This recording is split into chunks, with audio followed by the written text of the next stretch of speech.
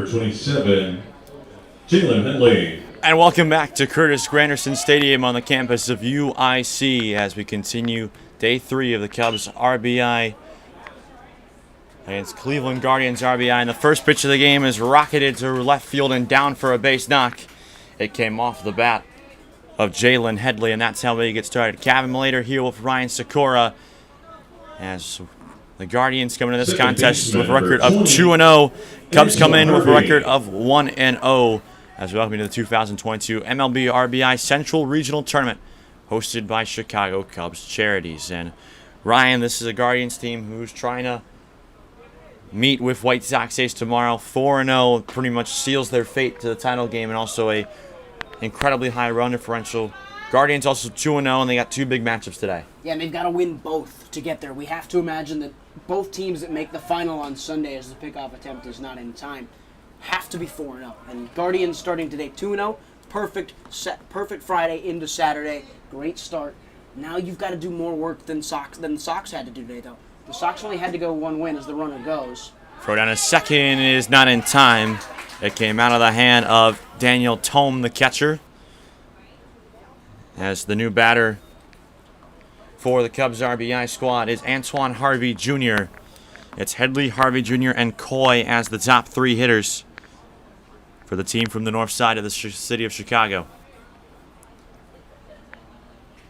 And they'll go up against right-hander Anthony Warner in the first pitch.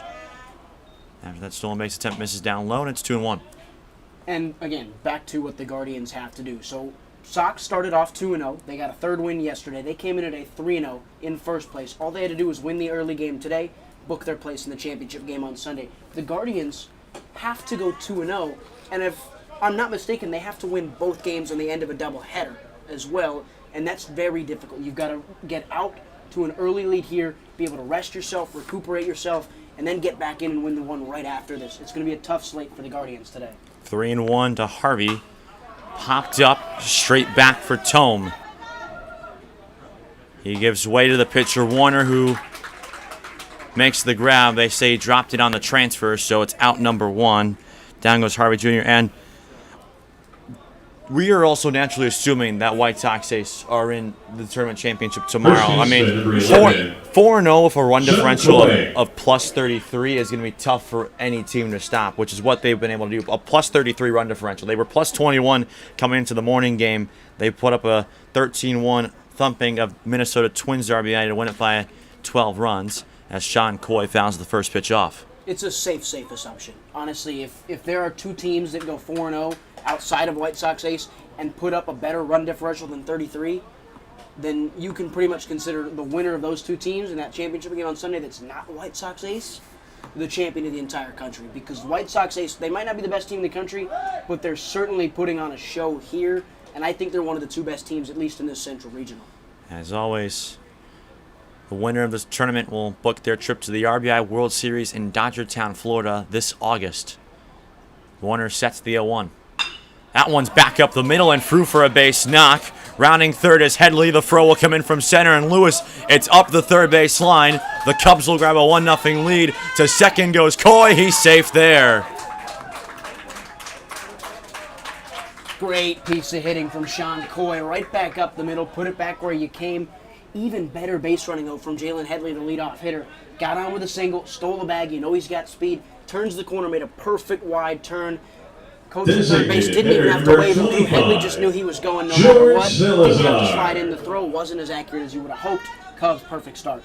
It's George Salazar, the DH, now up. Still the runner on second, and this is something we haven't seen the Guardians have to deal with that much. In early deficit, they trailed by a score of 1-0 to the Kansas City Royals RBI squad in the nightcap of yesterday's game. They went on to put up 10 unanswered and win that game by a final of 10-1. 0-1 home. That got the corner, and it's 0-2.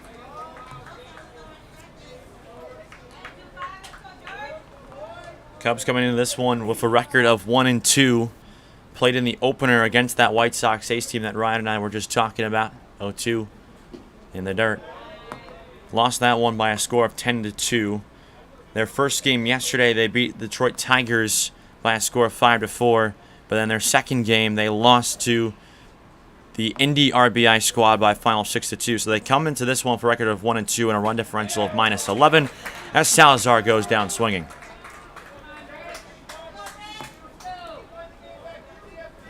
Good work from Tony, who wanted to respond Hitting back next, after you get one hit shortstop, right number back up the 5, middle. Richard Get a tag, get the Cavan. second out. Now you work from here with Richie Gomez, the shortstop. Easy guy to now settle in after you get through the 3, 4, 5 heart of the lineup.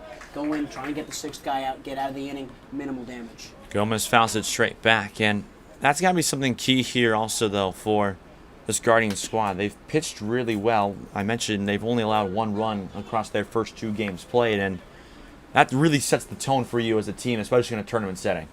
It's going to get you up an ante. Your pitchers, yeah, they're the key, I think, when you look at a brief tournament like this where you're playing 4 games in pool play and then a championship solo game on Sunday, so that's 5 games total if you win the whole thing.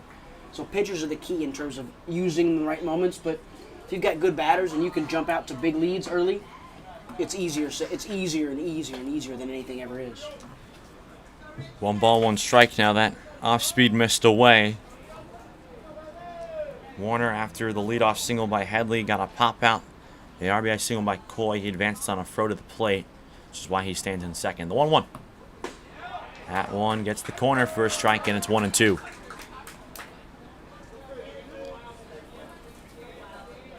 Gomez, the shortstop, followed by Malik Pedraza Palominos on deck if it were to get to him. 1-2. That one's back up the middle, right at Fat Flick. And the inning comes to a close. Cubs RBI get 1 on 2 hits, and they strand the runner at second base. For half an inning, it's 1-0. Cubs lead it.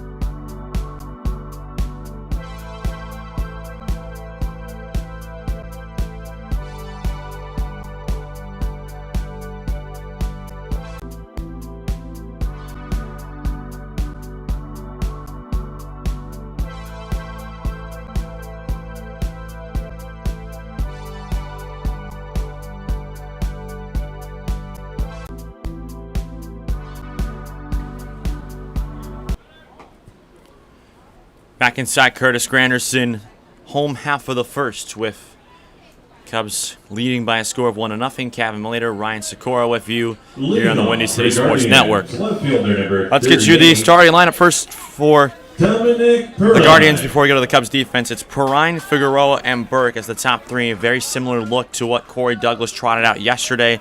Tome, Rocco, Snyder as the heart. Martinez, Lewis, and Faflick to round things out as they'll face left-handed pitcher Luis Gonzalez. Out of the lineup, the lefty deals, and that's how we get started. A fastball taken for a strike.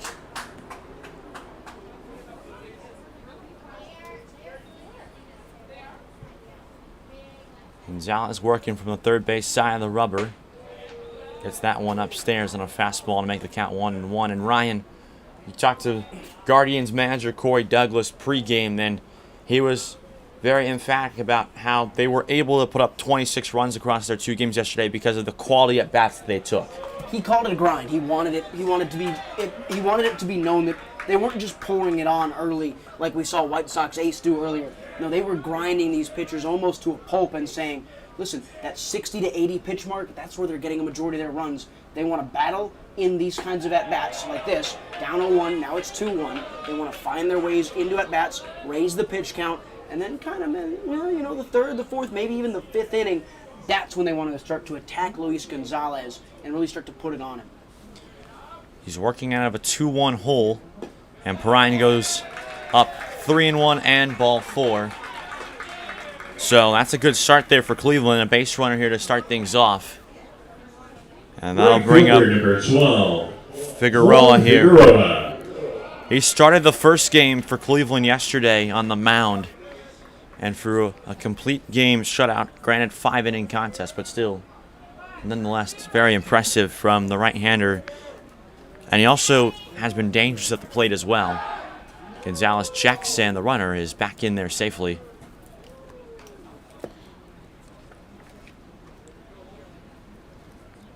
And the contest last night,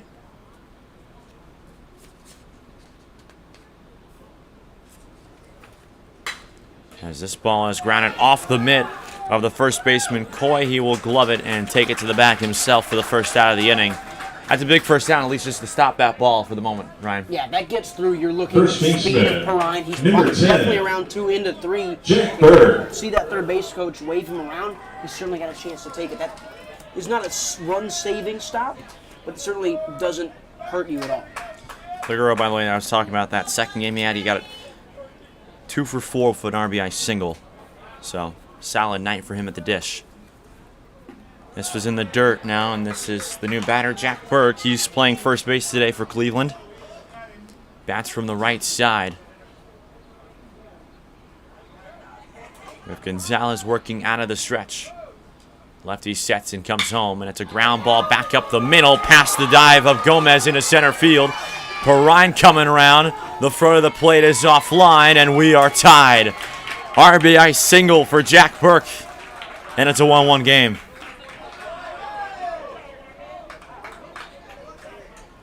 Very similar ball to what Sean Coy put up the middle for his RBI. Drive in the runner. Great piece of running. Perfect slide executed. Didn't even really need it, Tom Perrine. Did it for the style of it.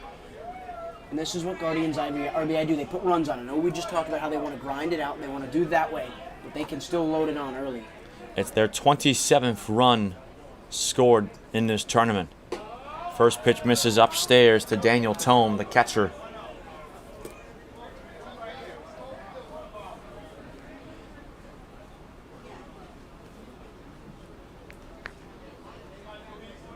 Gonzalez sets and will check on the runner. Diving in safely is Burke.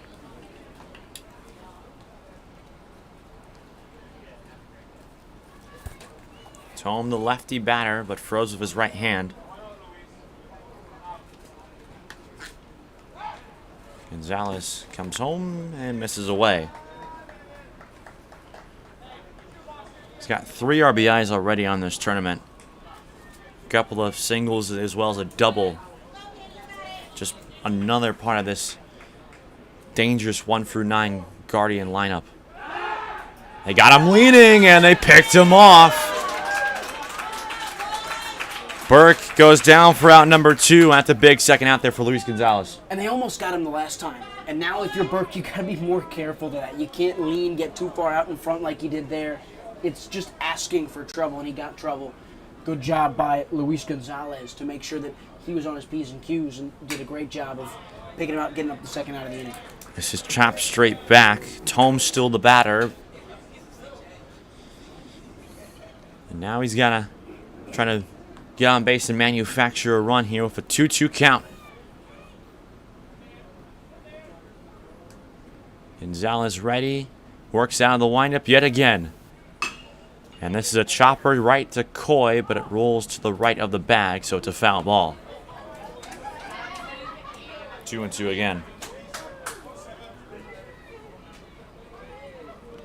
And how big, though, is that second out to try to limit that damage, especially against this dangerous lineup? It changes the game. It empties the base path. You get a second out. You're only 1 out away from keeping this game tied. It really helps. That one's bumped up the middle and off the glove. That hurts, you know.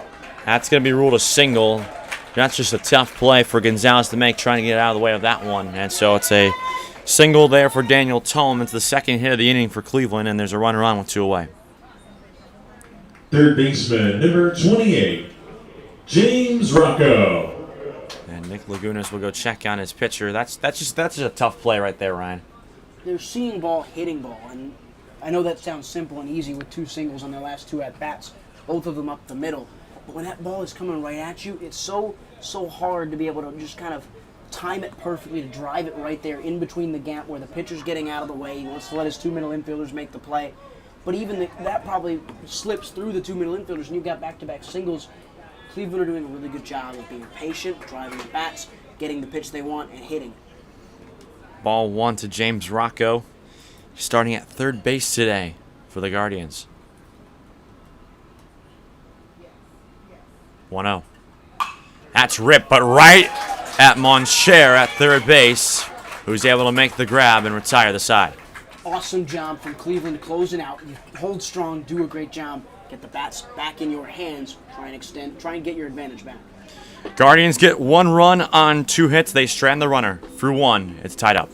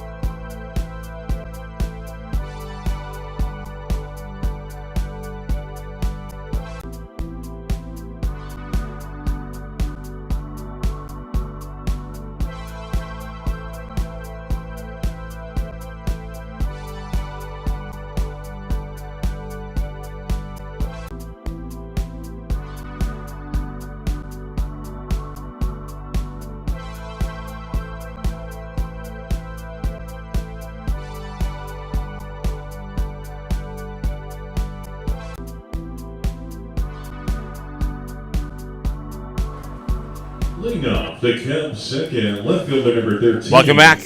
Malayter. 6, 7, and 8 due up for Chicago in this inning. And it's Malik Pedraza Palominos to get things going. The lefty batter takes that one down low from Anthony Warner. Guardians got one back. It didn't come easy, but they got one back after getting a couple of good pitches off Gonzalez to hit. They did a very good job. I know we said it going into the break. They did an awesome job of what their coaches have talked about, which is getting those pitch counts, keep battling in the at-bats, and putting one into play and letting it see what happens. And unlucky for them that Jack Burke leaned off a little too early. They might have had more than 1 run if that pickoff hadn't come. But they're still here, tie game early on. They got a chance to be competitive for sure. Pedraza Palominos goes up 3-1 in this at-bat. Warner struggling to find the zone right now. 2 sides through an inning share the same line score. 1 run on 2 hits and no errors with a runner left on base. This is grounded to the right side. It just goes foul. Burke was there to make the play had it been fair.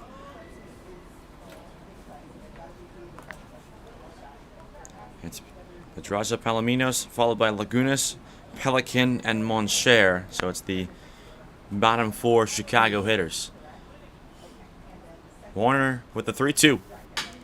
Weekly chopped right back to Warner, who comes off the mound and gets out number 1.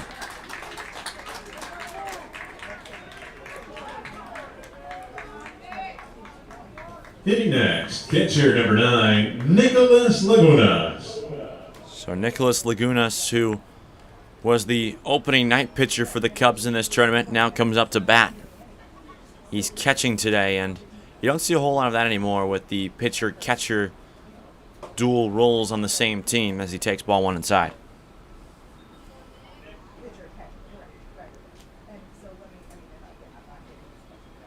Well, no, fouled off, and it's 1-1.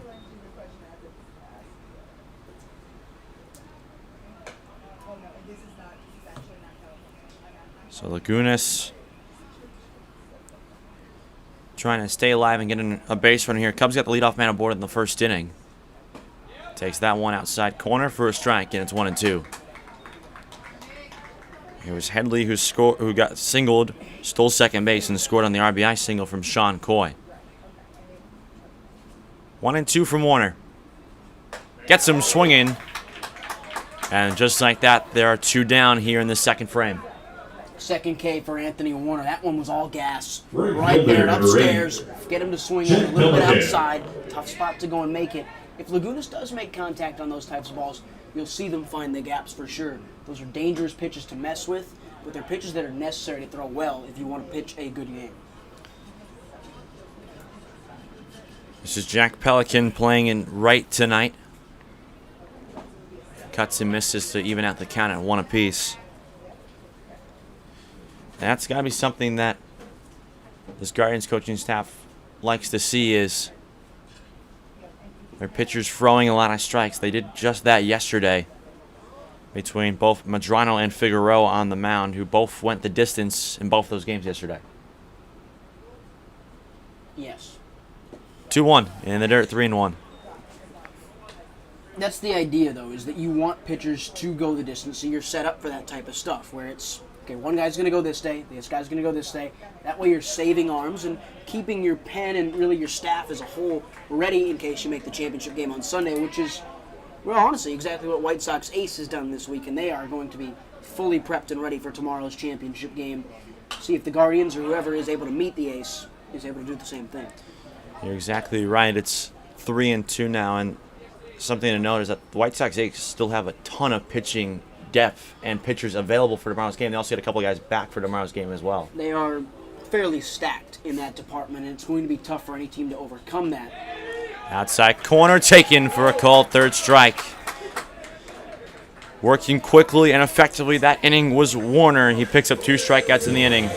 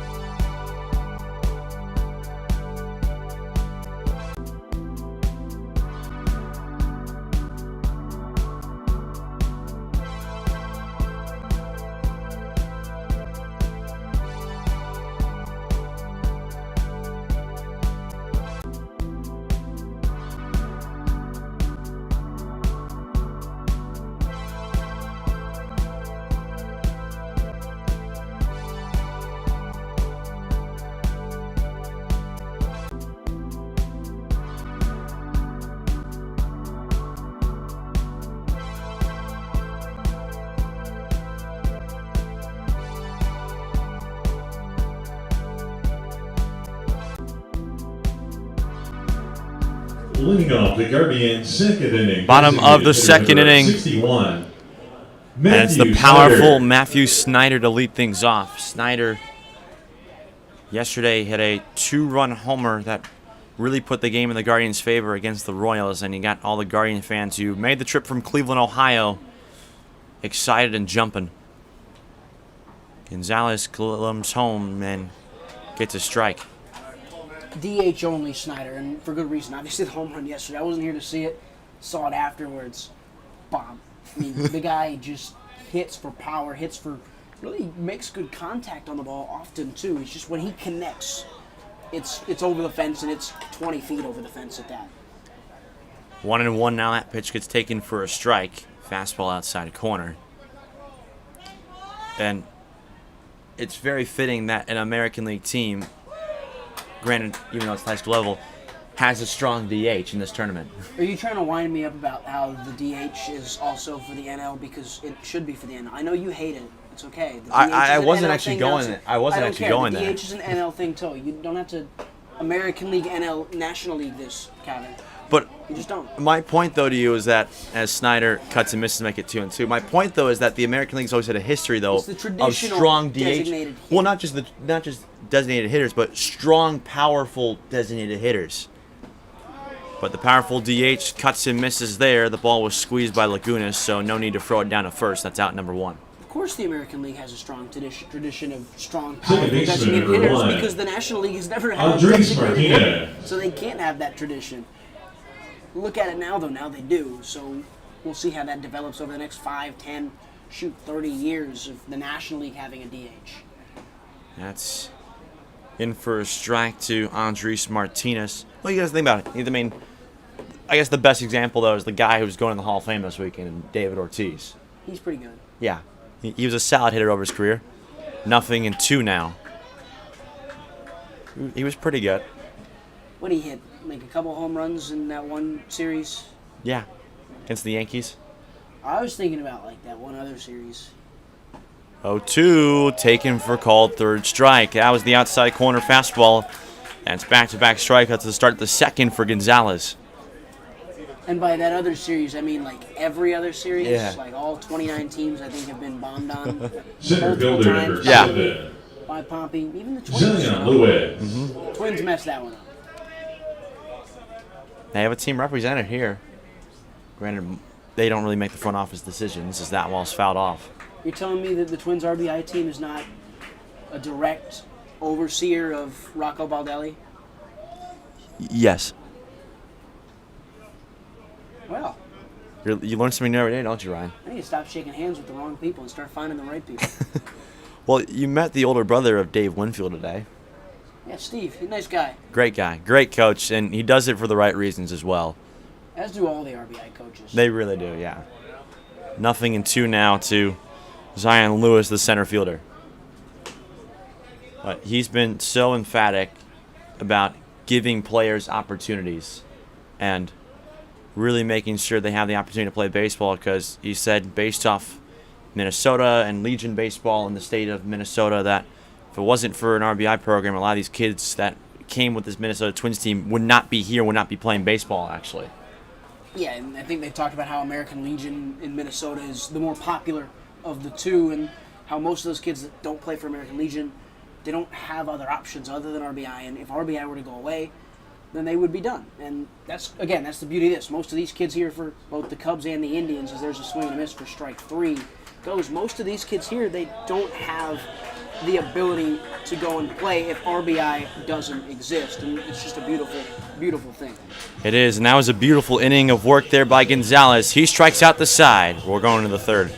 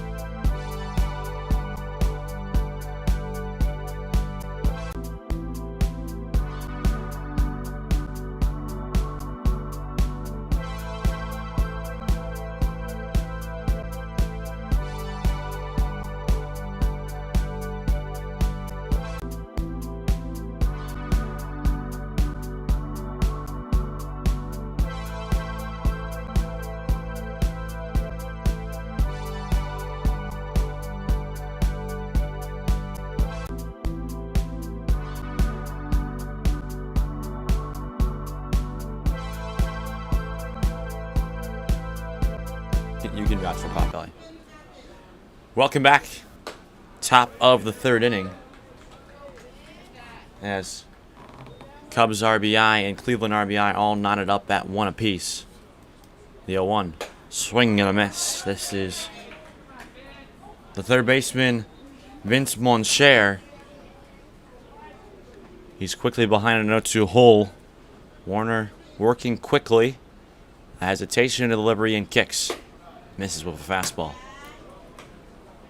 He's worked really quickly here, and he's already racked up 3 Ks despite how quick he is between pitches. 3 Ks, 5 straight retired. They are both pitchers are dueling really well. That's a swing and a miss. Toss over to first. Make that 4 Ks now. It's been smooth. It's crisp. Honestly, if you have to use a better word for it, they're kind of just getting into the rhythm. And once they're finding the rhythm, whether it's working from the stretch or working from a particular routine, both have been almost unstoppable, at least for these last 4, 5, 6 batters on both sides. That's now 3 consecutive strikeouts for the right-hander, Anthony Warner. Now at the top of the order here, and Headley, who singled and scored his last trip up. He's aggressive here and fouls off the first pitch. First time through the lineup, not a lot going in the air, just that one pop-up to the pitcher from Antoine Harvey for the Cubs. And I think that's what you want to see if you're Warner. You want to let your defense do the work. That one misses it down low, so the count evens out. And Headley did what so far only 2 batters have done against Warner, which is get aggressive and make contact. As he makes contact here and sends it to Rocco at third. And that's the second out of the inning, and make that 6 consecutive batters retired. The first ground ball since the top of the second inning. Up next, second Grounder there, baseman, good job to gather. Antoine and in Harvey. one fluid motion, ball comes in, glove kind of already being momentum forced back. You come up, throw it, transfer it, get it over. It wasn't the fastest throw. You can tell that I think if you can really pin back that hot corner, I don't know if Rocco has the arm to fully get it all the way across. You might be able to take advantage of that for these right-handed batter's box hitters that are going to pull it towards third. Antoine Harvey Jr. steps up. That one misses down low, so the count evens out at 1 ball and 1 strike.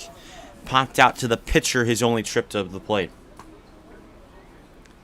Kick in the 0-1. That one is there for a strike. Nothing, or 1 and 2, excuse me.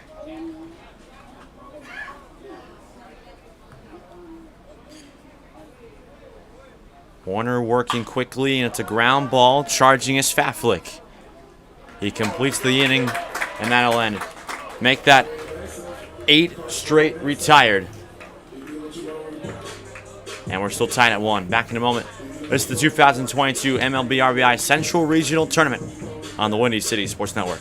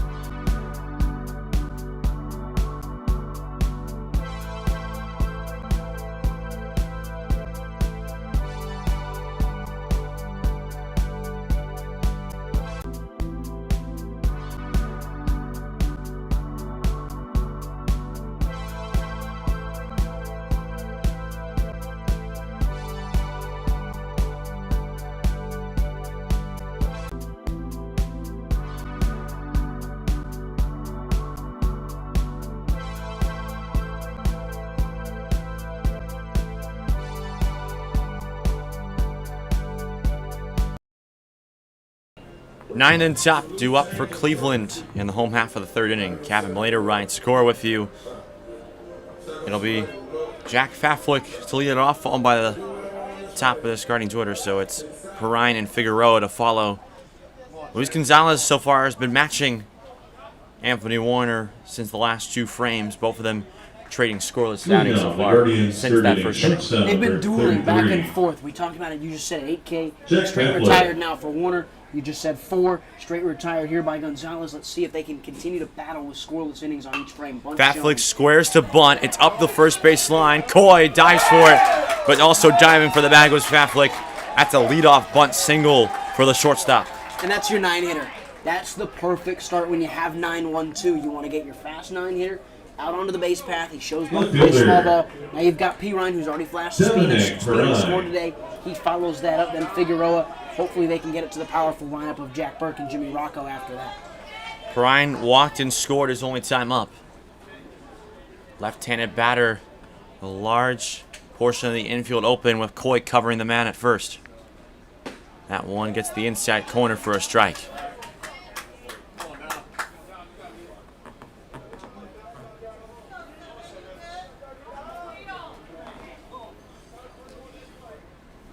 Gonzalez making assiduous efforts to keep the runner on first base.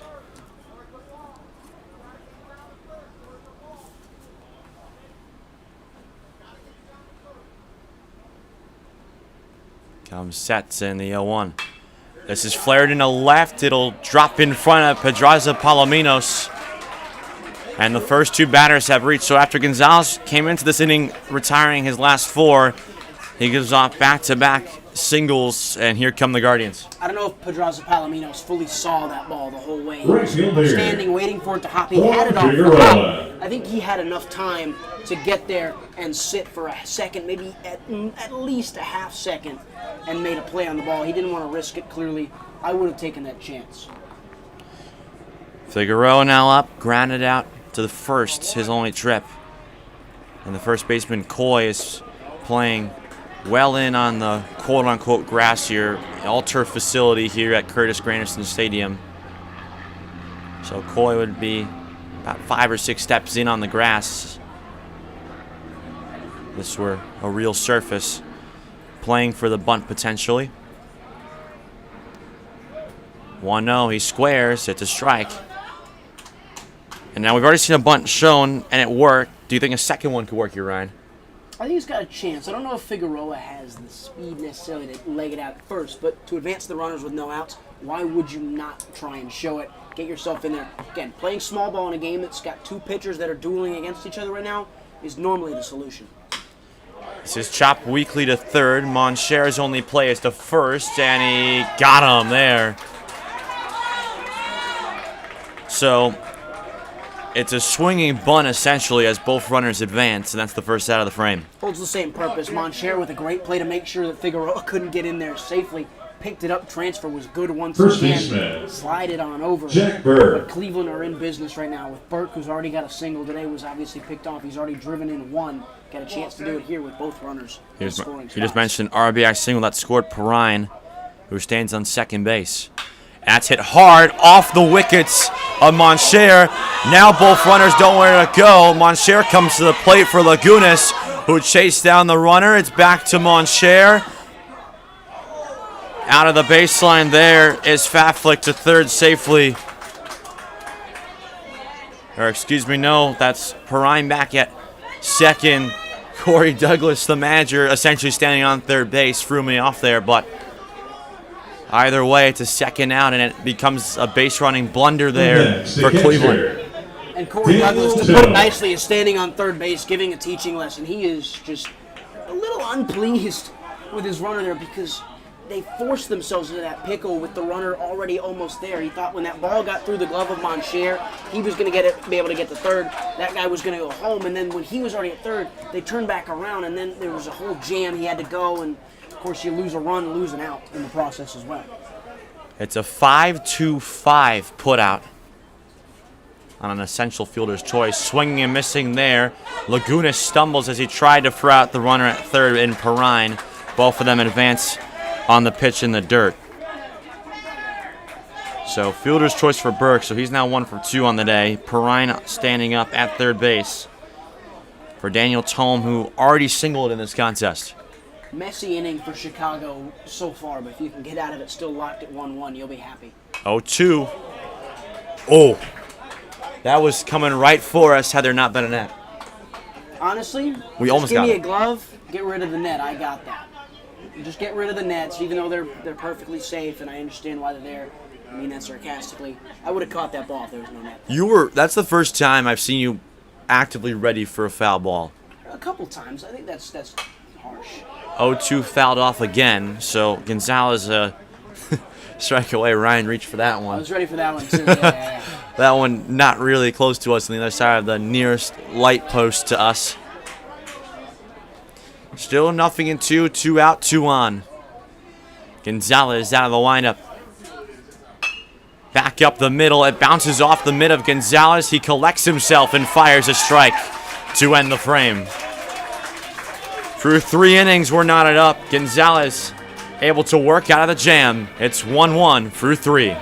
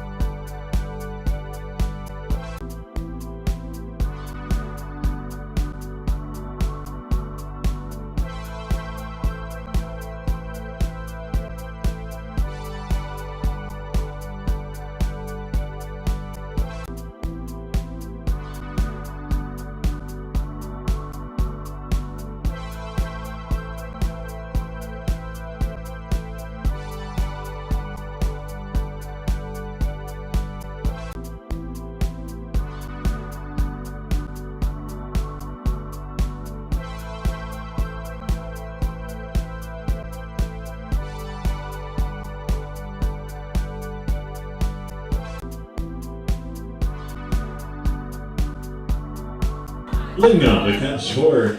Back First inside baseman, Curtis Granderson Stadium, Sykora. top of the 4th inning. 3, 4, and 5 drew up for the Cubs, so it's Sean Coy to get things started. He RBI singled his last time to the plate. That brought in Headley. First pitch to him is taken away for a ball. It's 1-0. Cavan Malayter joined by Ryan Sykora. Second of 5 for the two of us here at CG. Check swing, they'll not appeal, so it's 2-0. Is it definitively been nicknamed CG? Well, Is that what the kids say? no, it's what Curtis calls it. That's what Curtis calls it? Curtis says he can't call it that. He told us that in the interview. He said, I have to call it CG Field, or I have to just call it CG because he feels bad about calling it that. As this is right to Burke, and that's the first out of the frame. That's 9 consecutive batters gone down against Anthony Warner. CG. Yeah.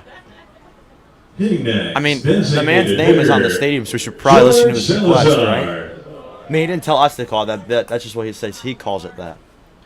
It's like the whole dilemma, I don't know if you've ever heard, the people that have nicknames and their coaches call them this, and Once it's taken down low by Salazar, the DH.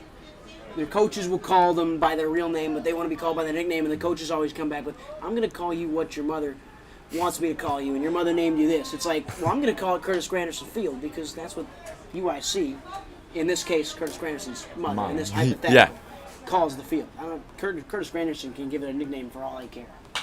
Popped up. That's out of play. Off some seats there. No. You dove for it way after the thud of the plastic seat in the ball. I was ready to take a tumble. You were ready that first time and that second time as well. Third time, too. Down and away. Hitters count now for the DH who already struck out today. It's 3-1. So So with 9 straight retired, it was Salazar who started this run of outs consecutively. And this one is 2 miles in the sky. Could be playable for Rocco right by the line as he makes the grab for out number 2.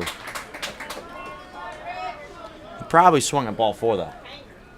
Probably did, and you don't mind the aggressiveness there, but The next the aggressiveness batter, and all, shortstop, certainly not there. Good job by Richard Rocco. Gomez. Had to camp for a long time, has to still maintain it. It's a perfectly good day for those kinds of balls. There's no real sun in the sky, a lot of cloud cover. It's a perfect day. You're going to find that ball really easily. 10 straight retired. Richie Gomez comes up, tries to avoid to be the 11th. Grounded out his last time and his only time. He takes a strike.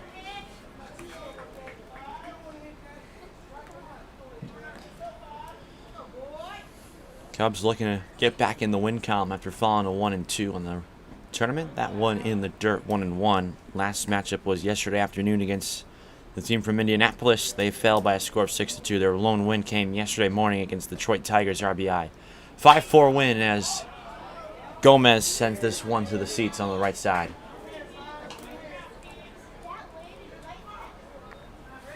Last 10 batters, 4 Ks, 6 ground outs.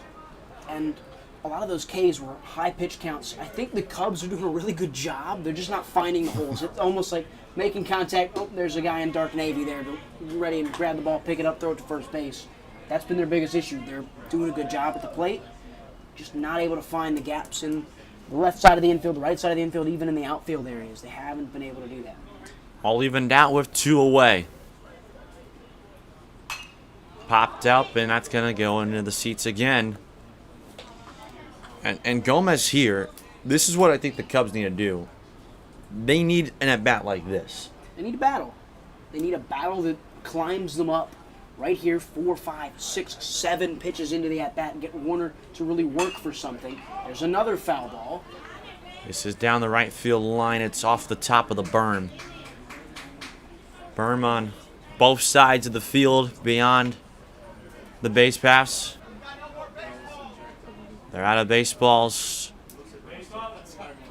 They got 1 left after the one that's currently in use, so Gomez better put a ball in play is essentially what they're saying.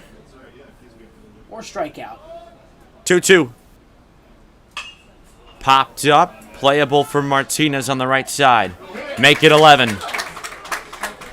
Another scoreless frame for Anthony Warner for 3.5. It's 1-1. This is the 2022 Major League Baseball RBI Central Regional Tournament on the Windy City Sports Network.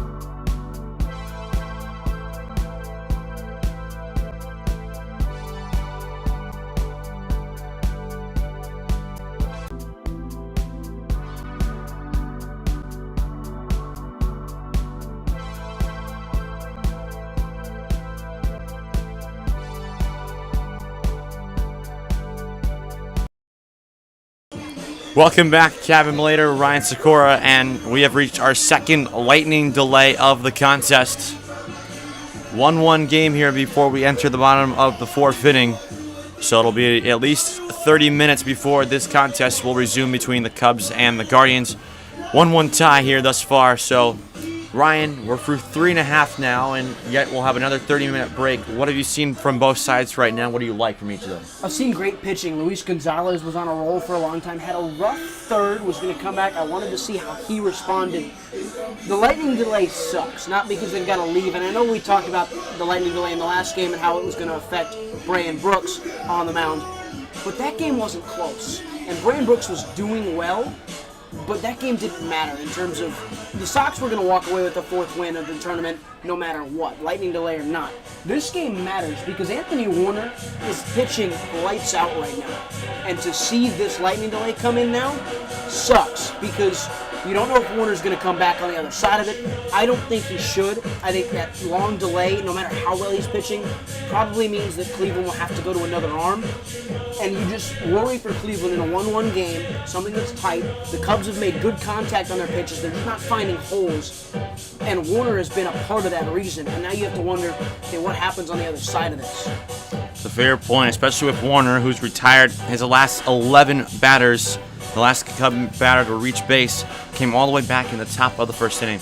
We're going to step aside for a little bit. We'll be giving you some updates throughout the course of this delay. Like we said, wide delay here before we enter the bottom of the fourth. We'll be right back on the Windy City Sports Network.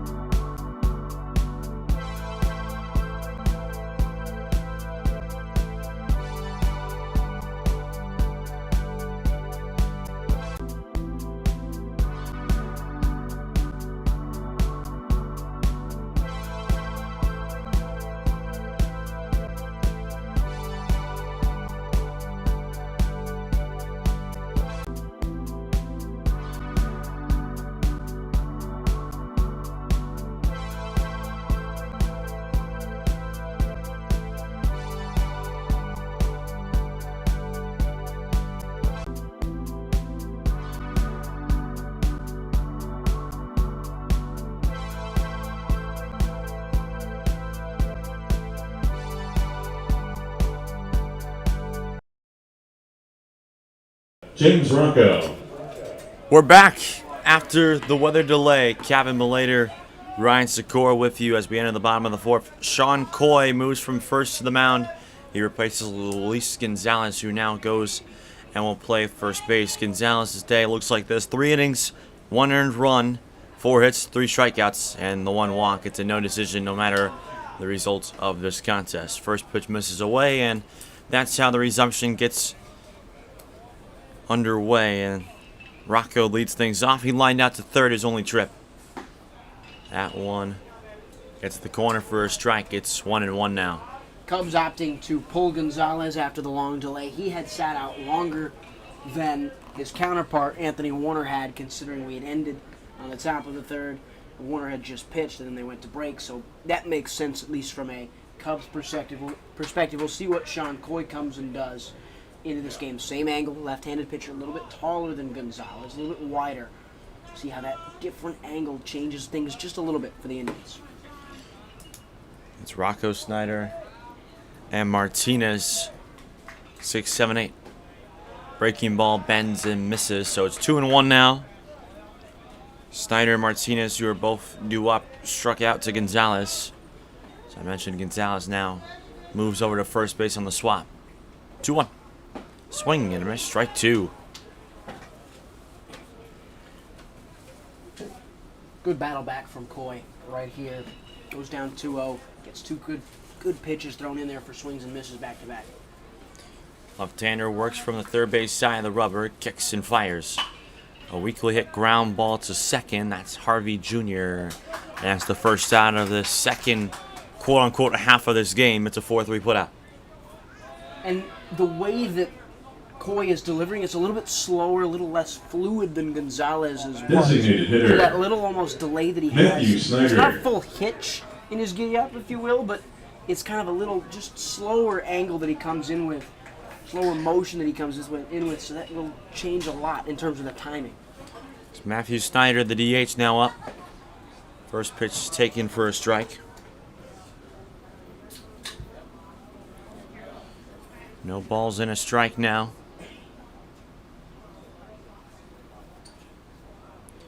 There's the kickback that Sykora was talking about, and it misses upstairs. Last names? Why not? Change it up a little bit. Okay. New ball game, technically. Same 1-1. ball game. Same ball game, but new ball game in terms of just the men on the mound. I mean, yeah, fair. How about that? 2 games, 2 lightning breaks when it's not like 5 clouds in the sky. That's crazy.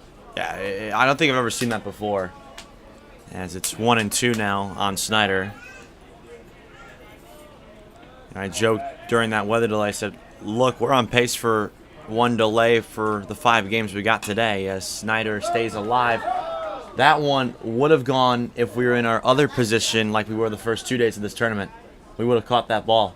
I think that was too far away for us to have been able to claim that ball. So today, for those of you wondering, there are the way the press box is set up. There's 2 broadcast booths that are tight little one-man radio booths, if you will, and then there's a suite area on the other side that we converted into a broadcast booth. Yeah, that we kind of used as that. So we were sitting on the near side of that suite. That ball was going to the far side. You would have had to hightailed it, dropped your stuff, gone over there, dove still. You probably wouldn't have made the play. Me, on the other hand, easy grab. Yes, because you are definitely the more athletic of the 2 of us. I don't think that's genuinely debatable, in all honesty. You might have been a better baseball player. 1-2. In there for strike 3. Good fastball there from Coy, and Snyder knew it. He struck out for the 2nd time today, and there's 2 away here in the 4th. Well, that's Sean Coy coming out of the gates. Long break, you're coming in, you're pitching for the first time. You're doing a very good job. Second baseman. No, I keep saying Andres those words for a lot of Martinez. guys today, but Sean has come in, delivered strikes, which is all that matters. First pitch tipped foul by Martinez, who struck out looking. That was back in the 2nd inning in which Gonzalez struck out the side. Still 1 apiece here, 2 out in the bottom of the 4th inning. Cubs and Guardians RBI squads going to battle today, and this is quickly an 0-2 count on Martinez.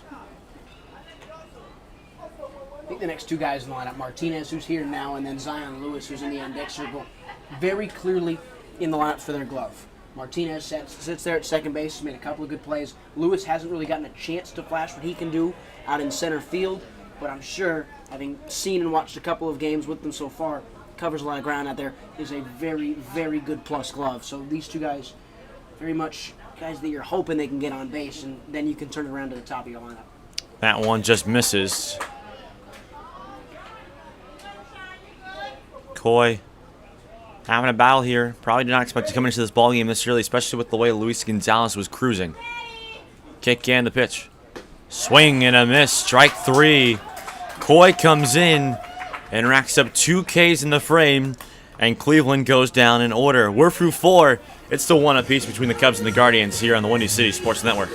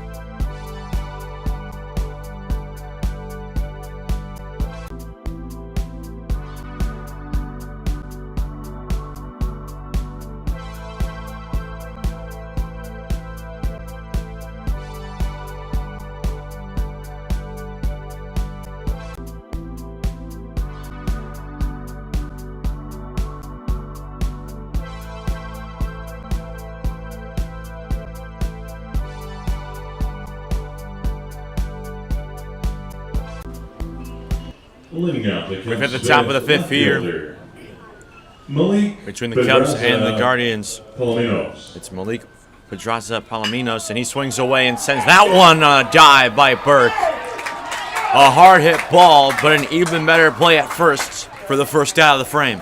Okay, how about that? Help Anthony Warner out. We went to the break talking about how Warner was going to have to wait a long time to sit out there, and he comes back out. I didn't think it was the right decision. I still don't think it's the right decision. But I think it's the politically correct decision, if you will. A guy's pitching that well, has gotten that many outs directly in a row.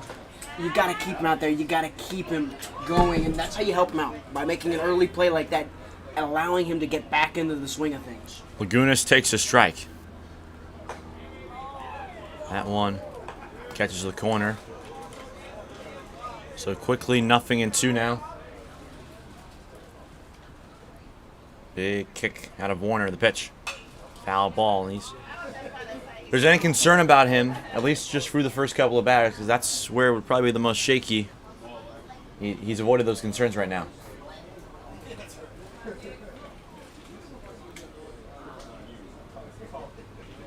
Swing and a miss, strike 3. He's retired 13 consecutive batters. And it's the 5th strikeout of the day for Anthony Warner.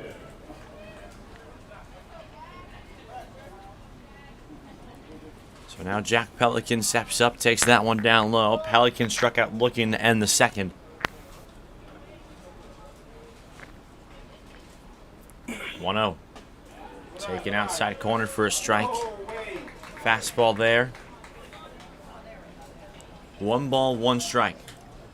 Now the windup, Warner fires. Hit hard and on 1 hop to Martinez. And the inning will come to a close. Cubs go down in order. And credit there to Anthony Warner, who comes in and throws another scoreless frame. We're through 4.5. It's still 1 apiece.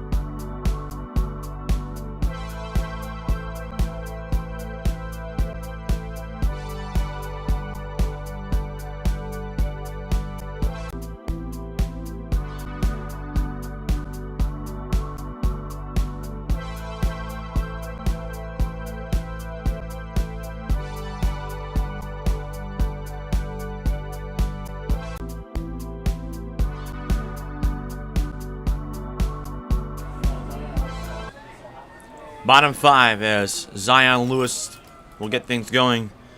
Just someone's looking for a hit. We haven't had a hit in this ball game since the single from Perrine back in the bottom of the 3rd. Chicago hasn't had a hit since Sean Coy, their new pitcher, since the top of the 1st. He's back out. He worked quickly in that frame, getting a quick ground out and then 2 strikeouts to end the bottom of the 4th. As Lewis fouled off a bunt attempt to make it 0-1. And again, Zion Lewis, same thing as Andres Martinez. When we went to break, we talked about his glove and what he adds defensively out there in center field. That's why he's in this lineup. Struck out the last time. This part of the lineup, that's 6, 7, 8 spots. Currently 0 for 5. It's been a tough spot in the lineup. You look at the guy right in front of him, Jimmy Rocco. He's also 0 for 2. Swing and a miss there. Make him 0 for 2 with 2 punchies and strikeout number 3 for Coy since coming out of the pen. And that's a quick first out here in the 5th. 3 straight 2. Sean Coy is figuring it out, and he figured it out very fast. That's encouraging to see if you're Chicago trying to get your second win of this game, this tournament.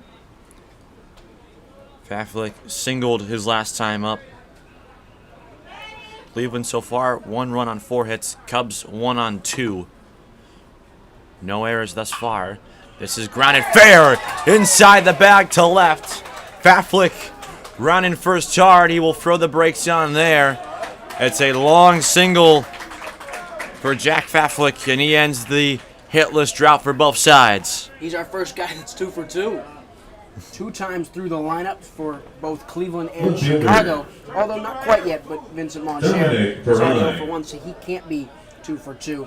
He's the first guy, Jack Faflick, to find his way onto the base path twice via a hit. So that's really nice. Perrine squares, pulls it back. The snap throw back to first 9 in time.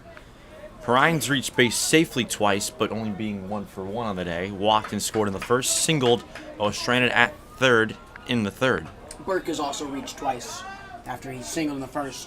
Got thrown out on that little tag off, and then the fielder's choice, he technically reached through that as well. Runner goes, pitch skips away from Lagunas to the left side, so Faflick advances on the wild pitch.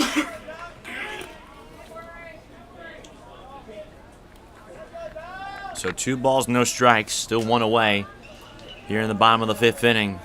Guardians looking to try to take the lead here with the runner in scoring position. And Lagunas will call time and go out and chat with his pitcher about signs from this angle. Coy stepped off, kind of motioning with his throwing hand, which typically means, hey, let's get a new sign here. Works out the stretch in from the 3rd base side of the rubber. And he'll step off again and he'll ask for a new sign for a 2nd time. Nice to hit, nice to get a hit, nice to get a steal. Put yourself into scoring position with only 1 out on the board. Now you're a boot and a little bit of a block away from making a 2-1 lead. Coy sets and delivers. That one goes behind the runner. But Lagunas is able to make the play somehow. And so it's a 3-0 count.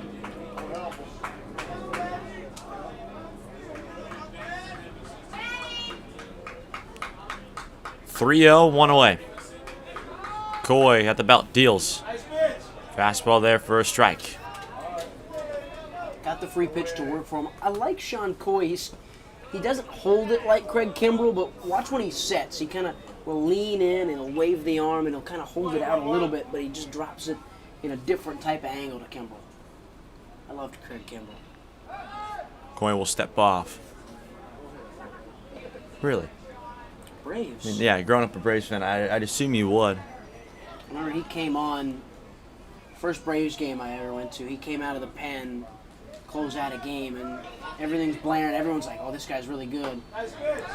There for a strike, it's 3-2. I don't know, I didn't know anything. I hadn't watched a Braves game all year. My dad was like, let's just go to a Braves game. I was like 5, and it's just like, this guy's cool. Yeah. Craig Kimbrell.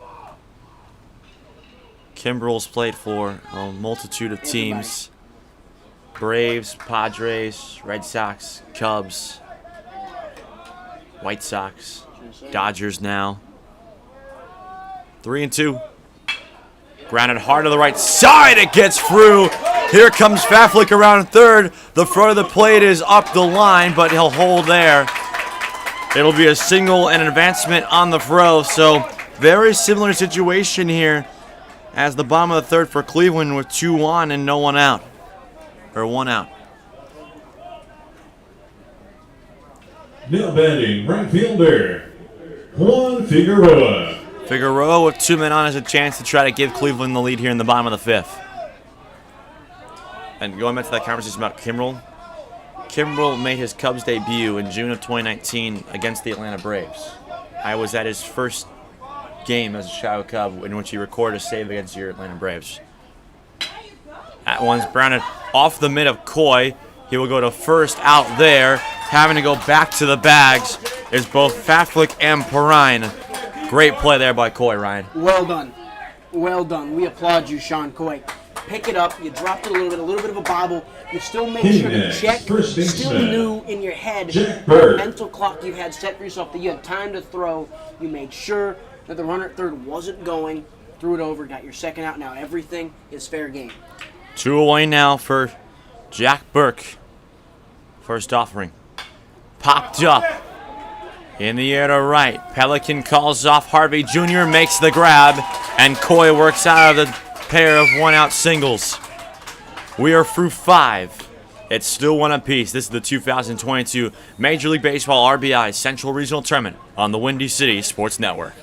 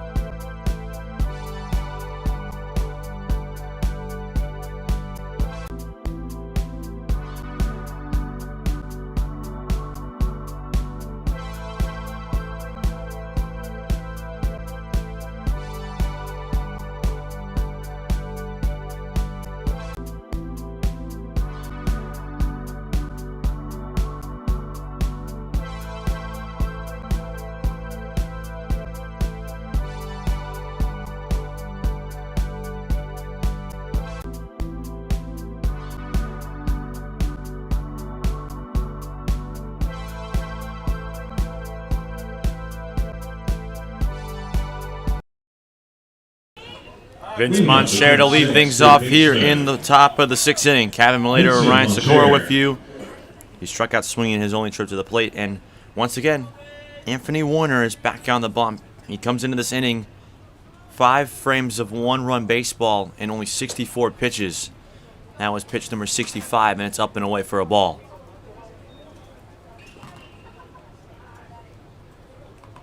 He'll step off here. 1-1 game here.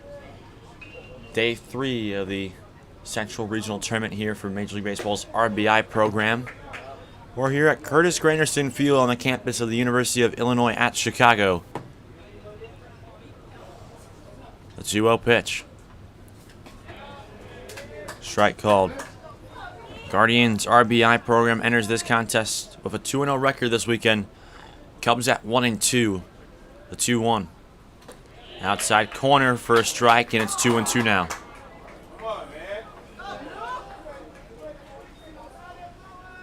Warner out of the windup. Popped up right outside, foul ball. And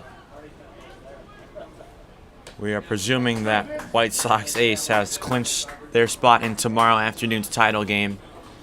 They're 4-0 with a run differential at this point of plus 33, so it's going to be really tough for any undefeated team to top that. 2-2, missed high, full count now. Cleveland probably has the best shot to do it. They're entering this one 2-0 with a run differential of plus 25. I was going to say, coming into this one, we thought they might have a chance, and really they still do with one more game to be played. This is popped straight up. Tome. Warner dives. It drops in. I think Moncher thought that ball was caught. He started rounding back, but stayed enough inside the line that ball was hit sky high, and with 4 people coming together, it was somehow the pitcher who had to try to make that play. Yeah, I personally would have hoped that the shortstop would have made his way in and kind of claimed everybody off. He's got the best look at it again. The shortstop kind of owns the field. He's got the ability to call that off, drive in, take your claim. But that being said, Warner makes a great effort on it, sits underneath it, just couldn't follow it for too long. There's a base hit. This is chopped up the middle off of Warner. They're calling it a foul ball. Base umpire today making the call.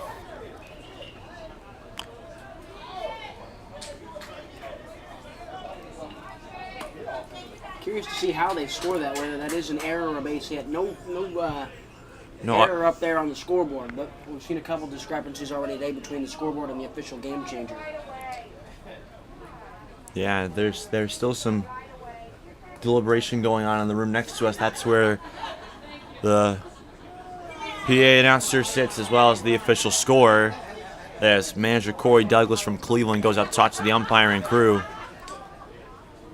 I think his argument is probably going to be, how can you make that call when he's 100+ feet away instead of the home plate umpire who was on top of it?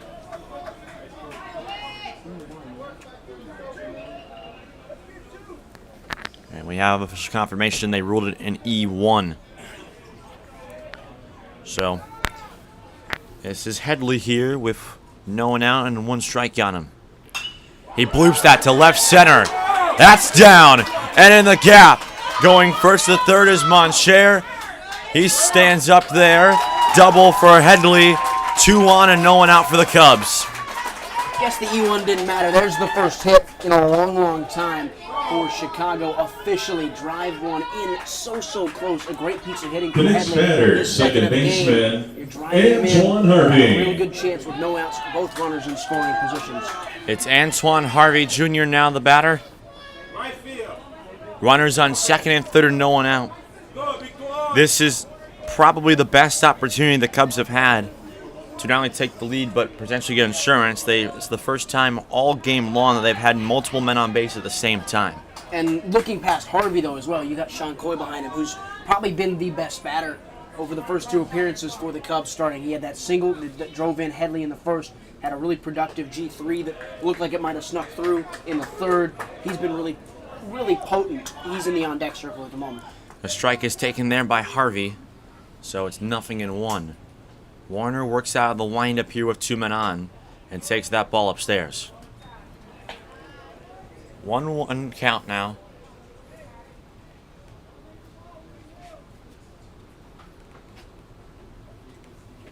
Warner ready, delivers. In the air to center, right at Lewis.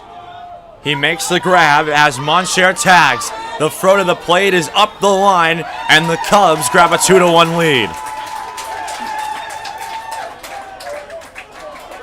Best out in baseball. Productive pop fly out there to center field. Harvey drives in the run. Moncher scores. Tough throw for Zion Lewis to make. Batting A long way to next, the go. pitcher, Clearly doesn't have any Sean arm. Coy. It needed to be the perfect throw, and it just wasn't. So the host team gets one back and grabs the lead. And now here's Sean Coy, who, as Ryan mentioned, already had that RBI single back in the first. Headley still on second. And the Cubs pitcher fouls that one off to the left side.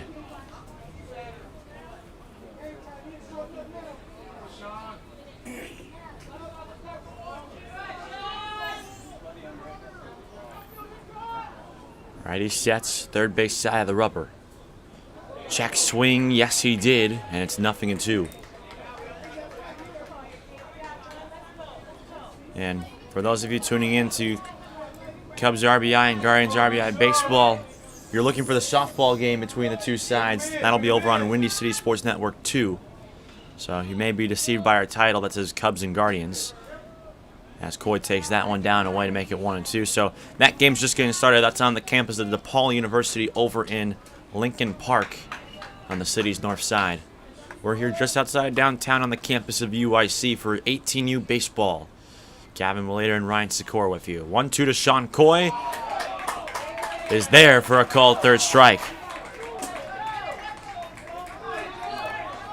Great pitch from Anthony Warner. Paint the corner, find it, get your second out of The the inning. point designated Now you've got a hitter, chance to get out George of here and keep it Salazar. at 2-1. If you can keep it at 2-1, with Cleveland's offense, we know they're very, very capable of doing this late on in games. So here's Salazar. The DH remains in the game despite the pitcher going over to play first base.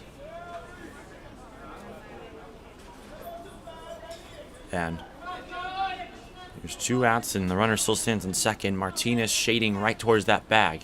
Runner breaks for third. Swung on and missed. Throw down to third is not in time. Diving in safely is Headley with a stolen bag. That's his second of the contest. Perfect steal. Way to go and take third. Put yourself 1 base away from making it 3-1. And really, yeah, it's only 1 number. It's 3 instead of 2. A 2-run game, world of difference than a 1-run game. 0-1. In for a strike, 0-2. Salazar 0 for 2. Strikeout and pop out. Warner trying to limit the damage to 1. Hesitation in the delivery and time is called.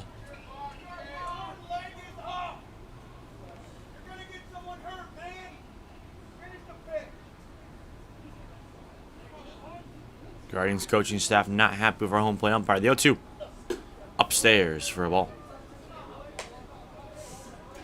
That long hesitation, very Nestor Cortez-ish of him. Nasty Nestor? Nasty Nestor, all-star Nestor. He should be. He is. I'm glad. 1-2, skipped in there.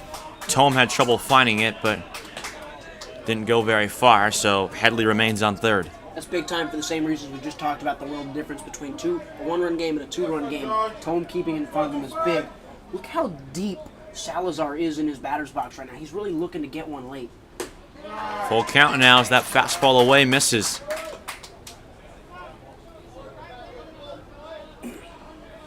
Gomez is on deck. He's also 0 for 2.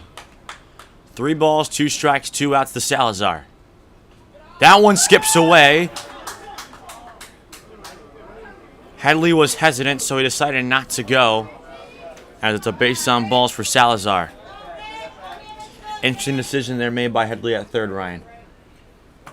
I think the way that pitch came off and got towards the backdrop, it was almost Batting a spot next, where I the think he shortstop, felt that, yeah, we're going to hesitate a little bit. He's Cavan. unsure. He doesn't want to make the mistake that could cost them getting this run in, A. And B, I think he thought Warner was going to close down and get there first, and I think it's probably an interesting decision, but maybe the right one. It's Richie Gomez now, 2 away and men on the corners for the Cubs. He swings and sends a line drive into the middle. Martinez on the dive.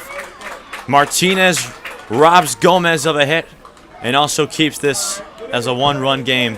Cubs grab the lead on 1 hit, 1 error, and 2 left on base. Bottom of the 6th coming your way next on the Windy City Sports Network.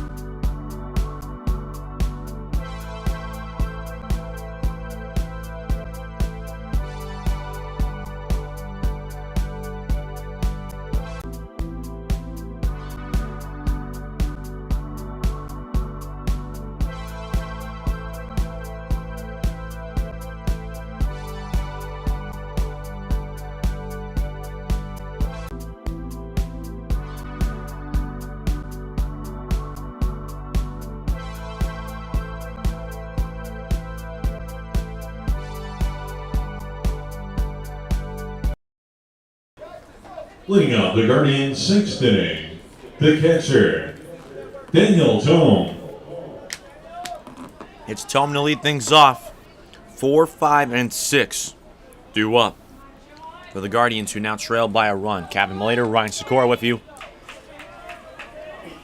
for the second of 5 games on the baseball side of things here on the Windy City Sports Network. All 5 softball games can be seen on the Windy City Sports Network 2. First pitch is a breaking ball in for a strike. Tome on the day, singled and grounded out, his only time at bat.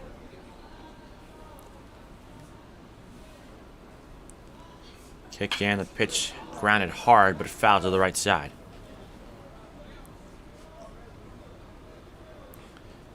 The next broadcast that we'll have for you here on WCSN, Reds versus the Guardians.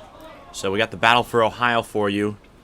It was originally slated for a 2:15 start, but after a pair of weather delays in the first 2 games, that one is definitely going to be a later start time. We'll keep you informed on that. It'll approximately be about a half hour after the conclusion of this game, we believe. That's at least the timing of the Cubs-Guardians game after that first 2 Aces game. That's a strike 3. Good breaking ball there from Sean Coy, and that's how he starts his night. He's got 4 strikeouts now. He's coming and dealt since that lightning break. He's done a fantastic job. James Has Rocco. cleaned up. After Luis Gonzalez was just starting to get into a rhythm, they took him out of the game because the lightning delays come back. And that's a great hit, though, to deny Sean Coy. That's Rocco with a rocket up the middle. That's his first hit of the contest. He's 1 for 3 now, and the tying run stands on base here in the bottom of the 6th. That's big time there. Rocco gets on base. Snyder's 0 for 2. Designated Martinez hitter, after him is 0 for 2. Snyder. And then you got Lewis, who's in the hole right now, who's also 0 for 2. All 6 of those outs, strikeouts. So that's a big time to get a hit. See if you can start some team momentum. Snyder's got a pair of strikeouts to his name in the scorecard. He hit the home run yesterday and takes that one down and in for a ball.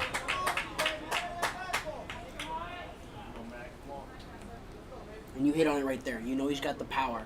So you know that one swing of the bat from Matt Snyder in this game is turning in the favor of the Guardians instead. 1-0 pitch coming from Coy after he steps off. And they're going to call a block now on Coy. So a big mistake there, and probably the first mistake the pitcher has made. And it sends the runner to second, and now there's going to be a conversation between the Cubs coaching staff and our umpiring crew. He wants to talk to both of them and figure out who made the decision on that one, it looks like. Are balks dependent on which umpire wants to call it, or is it more the infield umpire who has first say on it or so? In a 2-man crew, it's typically the infield umpire has the priority because in the 2-man crew, the infield umpire is right there. But the home plate umpire is also allowed to call it if he believes there was a balk. So they're both allowed to call it. Typically, though, traditionally in this 2-man system, most coaches believe that should be the infield umpire's call because based off his positioning, he's only about 10-15 feet away from the mound. So it's a long conversation here. It was definitely a balk for sure, but I think the question has become who's making the decisions here, because that's been a debate I think both coaching staffs have had at this point. Yeah, I don't think they've been too pleased with a couple of decisions here and there. Not necessarily, again, like you said, with the decision itself, but because of who's made the decision. While that conversation has gone on, there's been a little bit of a strategy meeting between Coy and his catcher, making sure they want to know how to attack Snyder, now especially now with a runner in scoring position. So now that runner in Rocco stands on second. He's the tying run. Snyder with Cleveland fans who are here in attendance feeling some more momentum. Coy sets, delivers. In the dirt, 2-0. Great eye from Snyder not to bite on that breaking piece. Just holds it, and he knows it's going to turn back into him. He knows it's going to be inside, but to just have the mental will to stay there is really solid. 2 balls, no strikes. Coy sets, glances, and deals. Breaking ball in for a strike, and it's 2-1 now. And that one Sean got right. He was right on the money, adjusted after the last one, made the change, put it right in there, got the strike. Now he's got a chance to battle back. Rocco getting aggressive with each pitch off second base as Snyder requests time. The shortstop Gomez is the one in coverage of the bag. Harvey Jr. playing at normal depth for second base here, despite the right-handed hitter up. 2 balls, 1 strike. The pitch. And the dirt. 3 balls and a strike. And if you're Sean Coy, you need to get something here, Ryan. You need to get something here, but you need to make sure that it's not something that Snyder's going to just blow out of the water. 2 balls, 1 strike, 1 away. The pitch. That's down and away, and it's a walk. So the first 2 batters since that strikeout have reached, and Coy's going to have a conference. And I think you're okay with this. So this is Coy's second time through the lineup. So he started in the 4th inning with Rocco, Snyder, and Martinez. Went G4, K, and K. So now these guys are seeing him for the second time. Second time through the lineup, we're seeing single and walk. The next 2 guys up, Martinez, then Zion Lewis, are the 2. They're not free outs, but they're as close to free outs as you're going to get in this Guardians lineup. Both can hit, but not as well as anyone else in this lineup. So you've got a chance with 1 out already on the board to get Martinez, who's 0 for 2 with 2 Ks, and Lewis, 0 for 2 with 2 Ks, out of here. I think Coy stays in. They're just making sure that there's confidence and there's a rhythm flowing within Sean at the moment to make sure that he can navigate these next 2. Conference comes to a close. Cubs and Cleveland have had a history, even at the major league level, of playing a lot of tight games. Game 7, 2016 comes to mind. 8-7, Cubs win it in 10 innings after the Guardians, or what they were then called the Indians, tied it up in the 8th inning. We got a pinch hitter here. 32. That was fun for you to bring. Daniel King. Just a little. Just a little. Resident Cubs fan, Cavan, Malayter. But I'm independent, though. I'm not biased here. What about the Southland Vikings? I'm biased towards that. Okay. That's a strike. This, by the way, is Daniel King, a pinch hitter who we have yet to see this tournament. And what a spot to be in here in the 6th inning. Tying run on second, go ahead on first.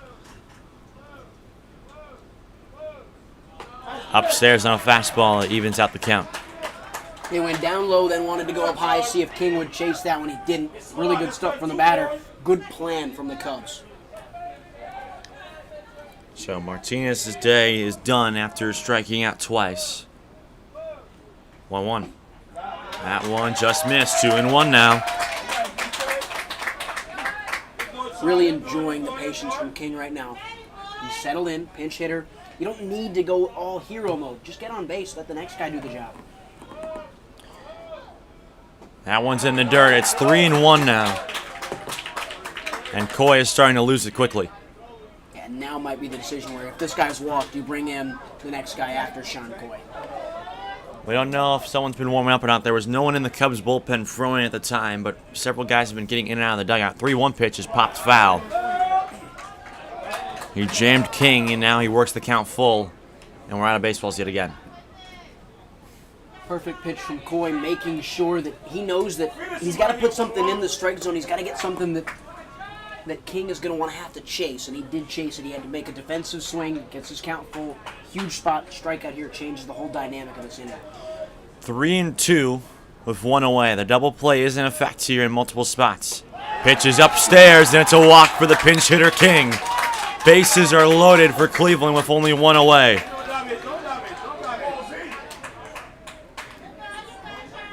Didn't even get one of them. You said double play, not 1, not 2, Next 0. center fielder, Zion Lewis stays at the plate.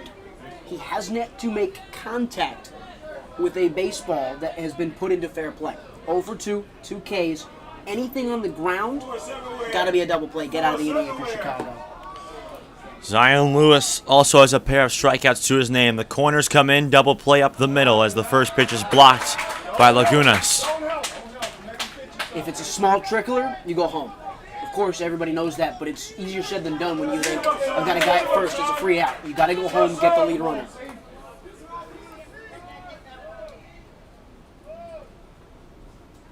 Swing and a miss. That's a big first strike just for confidence sake there for Sean Coy.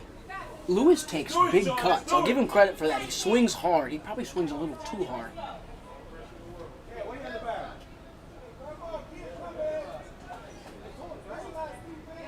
I believe that was the Guardians media crew that was called on for being onto the field territory. Can't do that. Just a slight danger there. More than a little. 1 ball, 1 strike. The pitch. Fouled it off, and it's 1-2. Well, Lewis, he's being aggressive. He's fighting, but he's in a 1-2 hole now. He's allowed it to be Sean Coy's count, and Sean Coy now dictates what happens here and there and the next pitch after that. So 1 ball, 2 strikes. Coy with a long looking for a sign. Lefty comes set. Base is full. The pitch. Upstairs on a breaking ball, and it's 2-2.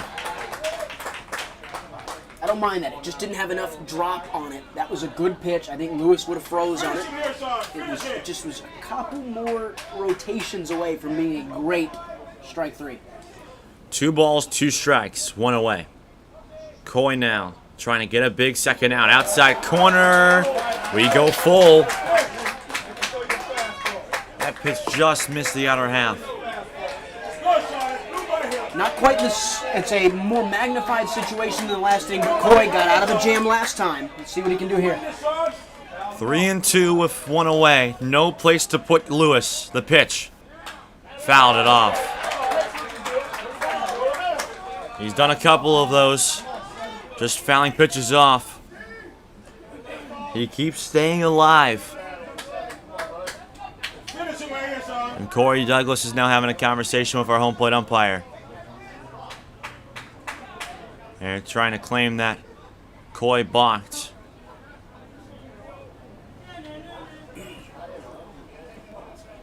Perfect scenario, though, for Corey Douglas to head over there and try and get him to claim this, because anything here works. If he scores a run, ties the game up. Well, even if this argument doesn't work, it also just creates a timing thing as well. Now Coy's out of his rhythm quickly. Correct. And that's the idea. Corey Douglas is going over there knowing that, hey, I might not be able to win the battle with the umpire, but I can at least allow Zion Lewis to get a little bit more of an edge in this full count. We'll do the 3-2 again. Lewis, as I mentioned, has already struck out twice. Coy has no place to put him. Corner is in, double play depth up the middle. Cubs clinging to a 1-run lead. Lost him. We are tied.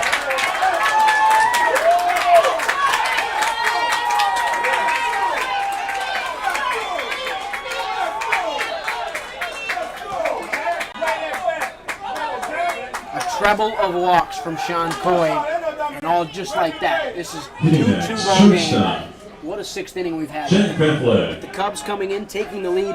Guardians battling right back to tie it. Still bases loaded. Still 1 out. Faflick has a hit. Got all the way to third. He's reached twice. The only man to do so on each of his at-bats. 2-2 game now.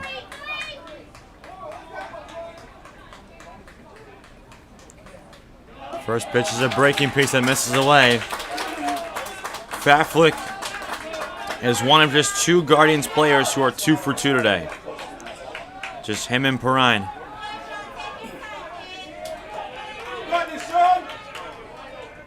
Coy sets, delivers.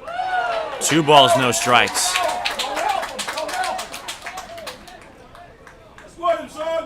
Both of them upstairs as well, trying to get Faflick to go get one that he might not want.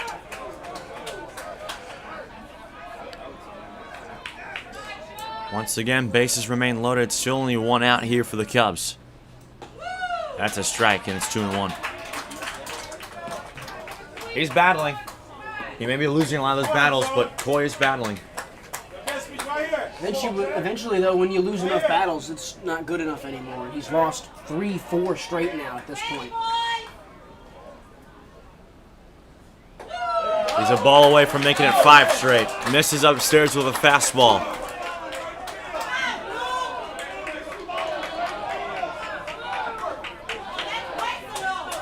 Cubs fans starting to get annoyed with the home plate umpire. Where'd the ball come That's a great question. There's a ball that just came flying in from right field. Looks like there's some kids that might be playing catch out there on one of the berms, But how to get that far the out in the ball right ended field? Up there. That little 4-year-old out there's got a cannon. The Cubs might want to recruit him. Not these Cubs, the actual Cubs. The Major League squad. Yeah. 3 balls, 1 strike. Coy delivers. Fouled off, and we go full again. 3rd straight batter, we've gone full. Still just 1 out. And the go-ahead run sits 90 feet away. And with Cleveland being the home team in this contest, 1 run means they're just 3 outs away from a victory, which would be their 3rd of the tournament. It all depends, though, on this pitch. 3-2 from Coy. Lost him again, and Cleveland has the lead.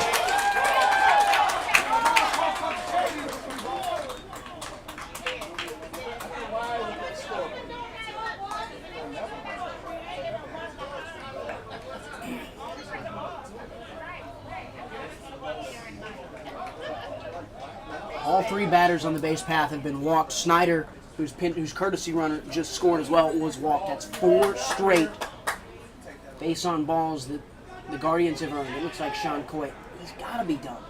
I don't know how you can see a way or a world where he's still here. Well, it looks like there's going to be a world in which Sean Coy is going to face Perrine here.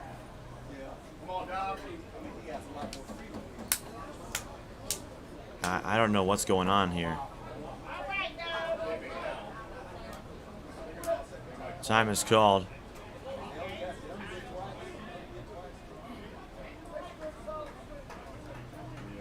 Yeah, they're going to make a move here.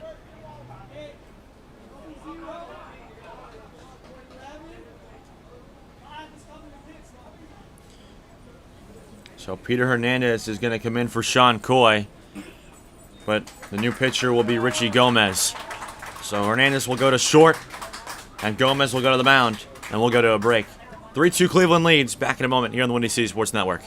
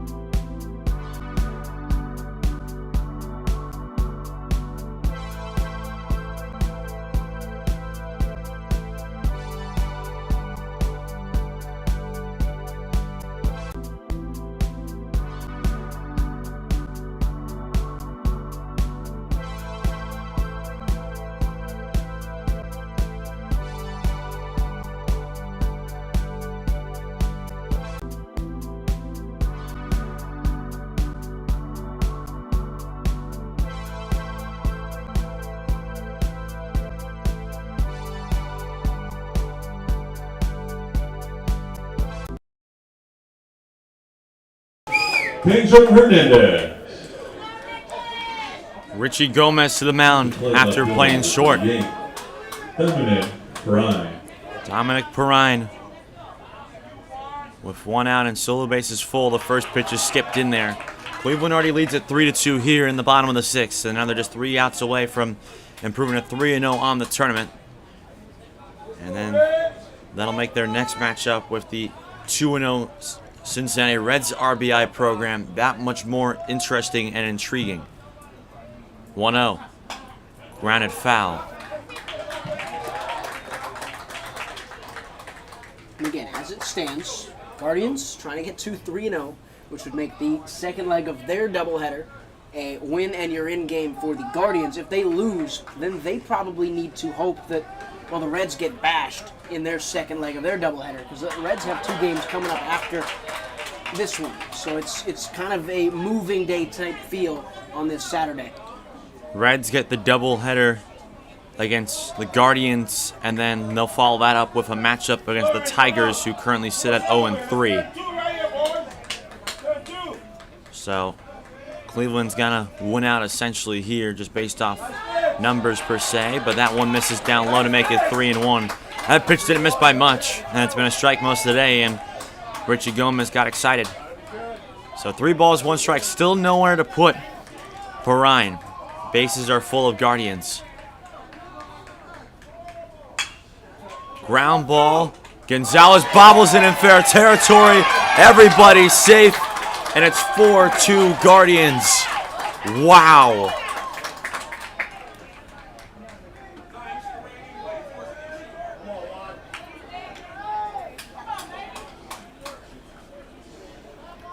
Disastrous inning for Cubs Innings, RBI. No right one has fielder. gotten a hit in the 6th Juan frame Figueroa. since Jimmy Rocco, the second batter to come across. And right now, Cleveland is only 2 batters away from batting around. It's been walk, walk, walk, walk, E3 now, the last 5 batters up. Aces still remain loaded now for Figueroa. Kick in the first pitch, skipped in there. Lagunas with a quality block.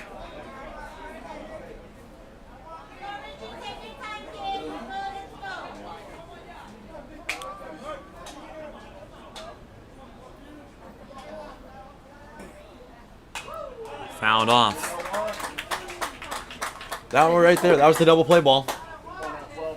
And Gonzalez was not able to turn it, and not even able to get an out there. That's got to be frustrating for the coaching staff. You see an opportunity to get out, and instead it's an opportunity for the Guardians to go get another run. Ball 1. Down and away, 2-1.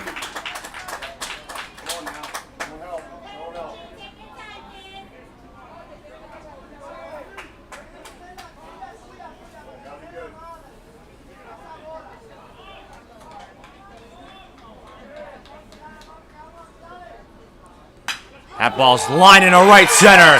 Down in the gap. It'll roll all the way to the wall. 1 in, 2 in. Here comes Perrine. He is in. RBI triple for Figueroa. 7-2 Guardians lead. What a 6th inning for Cleveland. The perfect And to play hit. first baseman. What Jeff a job by Juan Figueroa to drive one into the gap in right field. Perfect spot to bring around all 3 runners. Lewis, Faflick, and Perrine all score. This one blows its way open with only an inning to go.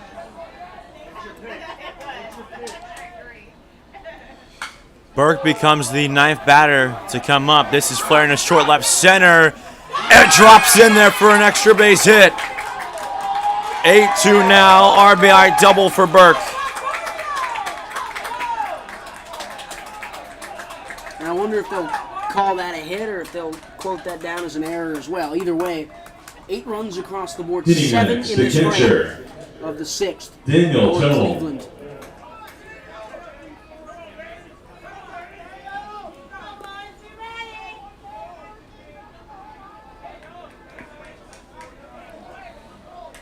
So just the runner on 3rd now for Tome, who led off this inning with a stroking strikeout. That ball, whoa, just missed. It's close. Not by much. Didn't miss by much. Very close.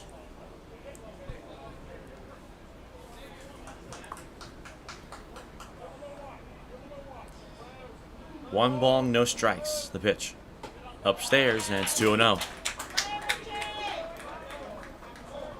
Crazy to think that when Tome led off this inning, he led it off with a strikeout looking. It looked like Sean Coy was cruising on his way to another solid outing in the 6th frame, and ever since then it just came downhill. 2 balls, no strikes. Okay, that's a strike. That one looks pretty good out of the hand. So 2 balls, 1 strike. Still just 1 out in the inning. Slight lead off second for Burke. 3-1 now. And it seems now to the point that the Cubs are just starting to run out of pitching at this point, it seems. And it now also seems that just they've been out there too long. You know, the heat, fatigue. I think Cleveland has got a little more momentum going. It's just been a better game in this stretch out of the break by RBI Cleveland. Ripped to center, caught there for out number 2. Runner tags the throw to third. Not in time, so productive out number 2. Sees the runner, Burke, go to third, but there's, like I said, 2 away now.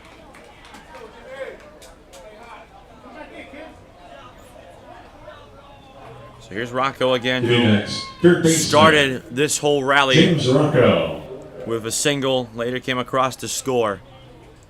2 away now here in the bottom of the 6th. First pitch. That ball gets the corner for a strike.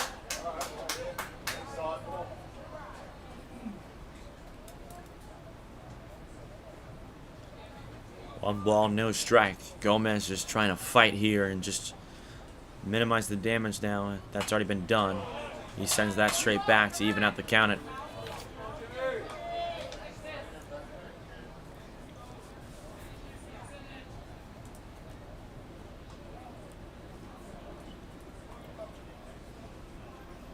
Now Cleveland, I think the incentive now is get more runs. You're 3 runs away from overtaking the White Sox on RBI total and putting yourself into the number 1 seed. That one goes hard off the side of Jimmy Rocco. Second time he's reached base this inning. As you mentioned, they came into this one with a plus 25. If this result were to hold at this exact score, they'd be at plus 31. So my guess would be it would be the road team in that title game, Sox Ace being the number 1 seed. And, of course, they'd still have one more game to play. Yeah, exactly. They'd have to beat Reds RBI to get there, and if they beat Reds RBI, you'd assume they would surpass White Sox RBI in terms of run differential to claim what we assume is, again, that home spot. A lot of assumptions there, of course, but how about that, though? This flurry of offense has not only put them in the likely win column and given them their 3rd victory. Hard and fair. That might do it. 1 run in. Rocco being waved around from all the way from first. He will score. Sliding into third safely with an RBI triple.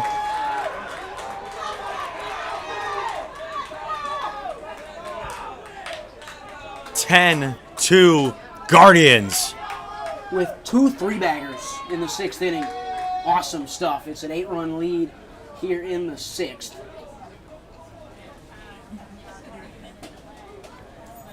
I think now they're trying to figure out if the game is over or not. It's 8 runs here in the 6th, so that would do it technically. That should do it actually.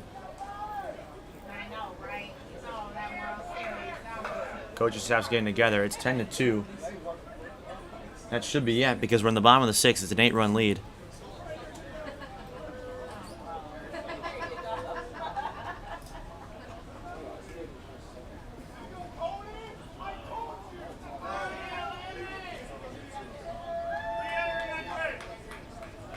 I wonder if it's, once you get past the 5th inning into the 6th, if you continue to play on. I would assume no, correct? I would assume no as well. That's the way the sheet words it as. The sheet words it as after 5 innings. So take that as literally as you would like. By the way, that triple was actually hit by Anthony Warner. Dog. Dog. Absolute dog. Hit hard and through. Make it 11-2. RBI single for Martinez, who comes back in here in the 6th. Re-entry. Good job. Martinez gets his first hit. That was a guy who was struggling. Even he's joining in on the hit fest. 11-1 your score.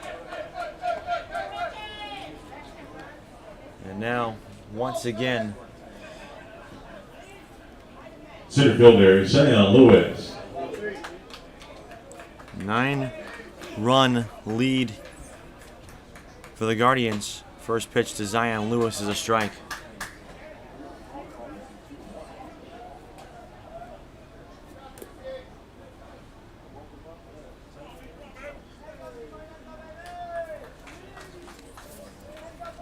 Kick and the 1-0. Runner goes. Pitches a strike. Throw down to second is there to get him. And the inning finally comes to a close. Guardians put up the crookedest of crooky numbers there. They lead at 11-2 through 6.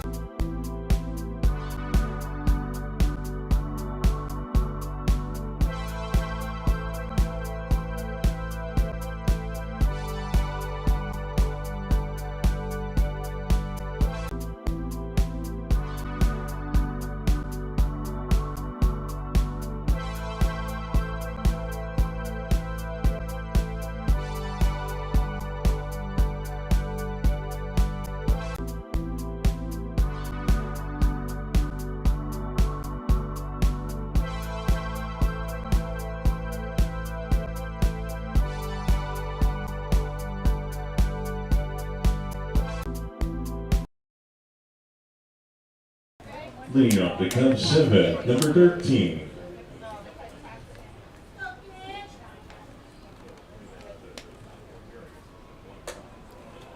Malik Pedraza Palominos takes that pitch. That's how the 7th gets on the way. Cubs need 9 to tie things up here in the top of the 7th inning. After giving up a 10-run frame to Cleveland. But here's the catch. It was 10 runs on only 4 hits. 2 Chicago errors also contributed, but a whole bunch of walks mixed in there.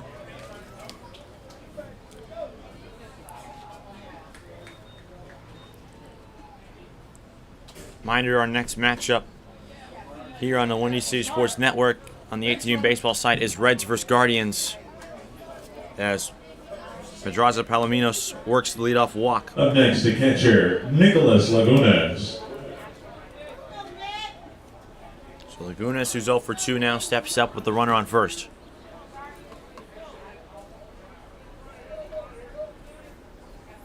Warner sets. That one misses away.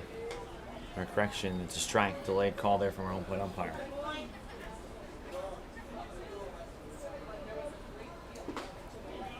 That one also a strike, and it's 0-2.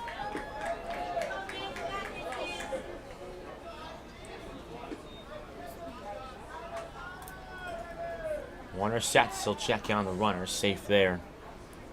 Miss Pedraza Palominos. And for those of you just tuning in, it's 11-2, but for the first really 5.5 innings, this was a great game that was filled with pitchers dominating as Laguna strikes out swinging.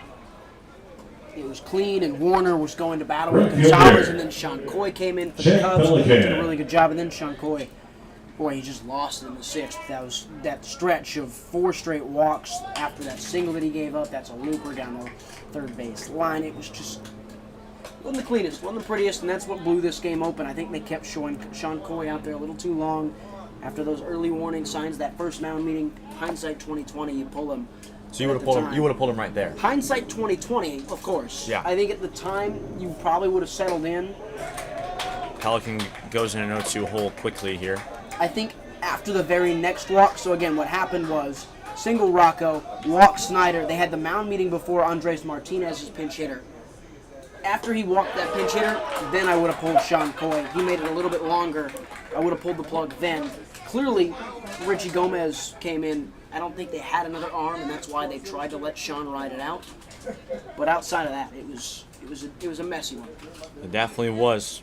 As Pelican strikes out swinging, Warner's at 99 pitches Third here. baseman Vincent Moncher. As Moncher will come up 2 down here in the top of the 7th. Guardians are out away from winning this thing. That ball's crushed down the left field line, but it's just going to land foul.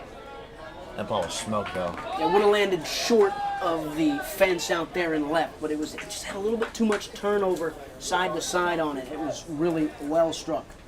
As of now, mind you, if the 11-2 score holds, 0-1, upstairs, 1-1.